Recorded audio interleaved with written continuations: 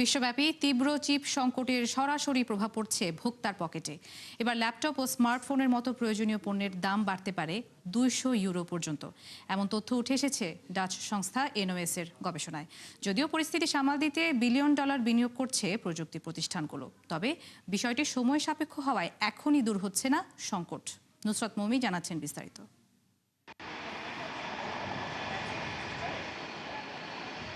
কৃত্রিম বুদ্ধিমত্তার প্রসারে চাহিদা বাড়ায় বিশ্বব্যাপী দেখা দিয়েছে তীব্র চিপ সংকট, যার সরাসরি প্রভাব পড়ছে ভোক্তার পকেটে। ডাচ সংস্থা এনওএস এর গবেষণা বলছে, চিপ সংকটে ল্যাপটপ, স্মার্টফোনের মতো প্রযুক্তি পণ্যের দাম বাড়তে পারে 200 ইউরো পর্যন্ত।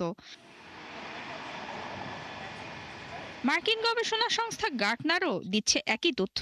তাদের মতে, চিপের আকাশ ছোঁয়া দামে চলতি বছর কম্পিউটারের 10.5% এবং স্মার্টফোনের সরবরাহ 8.5% কমবে। পাশাপাশি দাম বাড়বে যথাক্রমে 17 ও 13% হারে।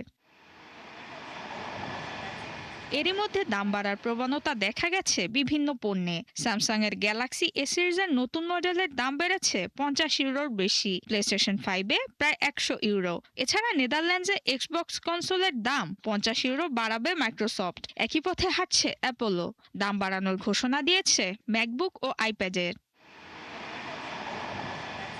পরিস্থিতি সামাল দিতে নতুন কৌশল অবলম্বন করছে প্রযুক্তি প্রতিষ্ঠানগুলো।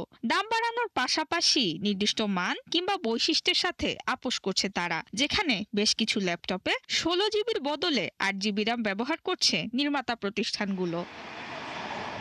যদিও উৎপাদন সক্ষমতা বাড়াতে নতুন নতুন কারখানা স্থাপনে বিলিয়ন বিলিয়ন ডলার ব্যয় করছে নির্মাতারা, তবে নতুন সেমিকন্ডাক্টর কারখানা নির্মাণ, যন্ত্রপাতি স্থাপন ও উৎপাদন শুরু করতে সাধারণত 2 থেকে 4 বছর সময় লাগে। তাই তাৎক্ষণিকভাবে দূর হচ্ছে না এই সংকট।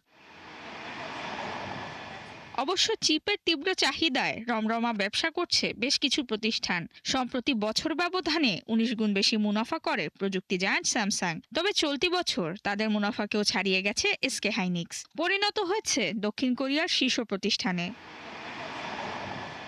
নুসরাত মৌমি, 71।